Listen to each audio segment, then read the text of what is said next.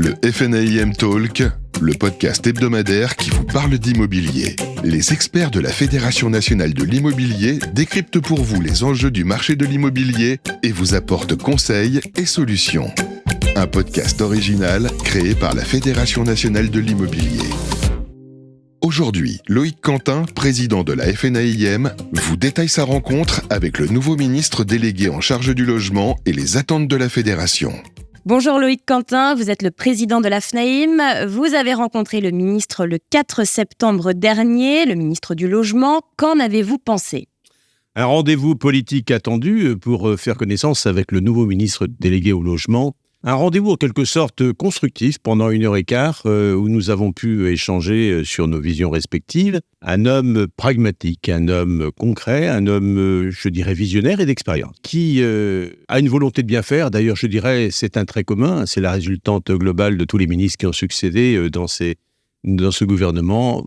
Mieux loger les Français, mieux les accompagner. Il a dit, je n'ai pas de baguette magique, mais je lui souhaite d'être un grand magicien.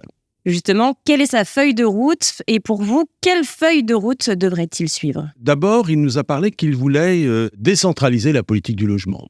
Somme toute, on ne peut pas être contre cela, mais il faut le voir quels mots et quelles actions il m'inscrit dans ce dispositif. Moi, je lui ai fait une proposition immédiate. Décentralisation, oui, avec un pouvoir donné aux maires en fonction des caractéristiques territoriales de nos marchés. La France est une succession de marchés immobiliers, les territoires sont différents les uns des autres, et il faut donner du pouvoir aux maires pour s'adapter aux circonstances. Je pense à une chose, et dans laquelle il a abondé, le permis de louer.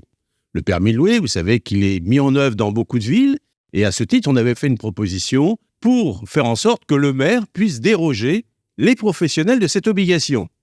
Parce que le professionnel a une carte professionnelle, a une assurance responsabilité professionnelle, et il doit avoir un traitement différencié de celui d'un particulier qui n'est pas intermédiaire. À cela, il a répondu avec beaucoup de bienveillance, je me rapproche des services de l'État pour voir en quoi il ne pouvait être question de ce dispositif en raison notamment d'une illégalité de traitement. Je crois que nous pouvons avancer dans ce cadre-là et ce serait une belle avancée pour les professionnels de la profession immobilière d'administration de biens. Le ministre vous a donc semblé ouvert, réceptif à vos propositions ? Oui, ouvert sur beaucoup de choses. D'ailleurs, un dispositif qui me tient à cœur, la portabilité et la transférabilité des prêts. Il m'a dit tout simplement, une belle idée, j'aurais aimé l'avoir. Eh bien, je lui ai dit, monsieur le ministre, on va travailler tous les deux, on va aller voir ensemble les banques.